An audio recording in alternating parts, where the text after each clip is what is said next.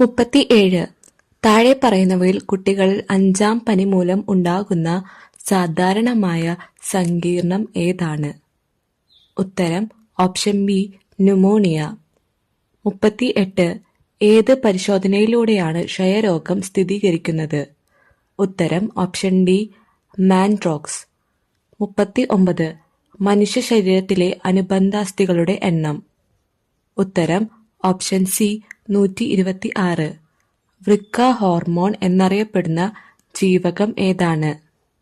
ഉത്തരം option A ജീവകം D. 41. താഴെ പറയുന്നവയിൽ അനുബന്ധ രോഗലക്ഷണമല്ലാത്തത് ഏത്?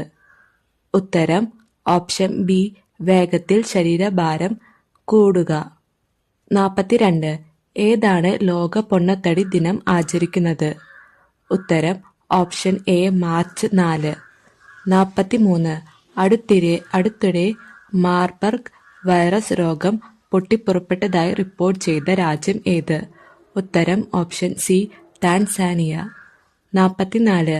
കേരളത്തിലെ സപ്തഭാഷാ സംഗമ ഭൂമി എന്നറിയപ്പെടുന്ന ജില്ല ഏത്? ഉത്തരം ഓപ്ഷൻ ഡി കാസർഗോഡ്.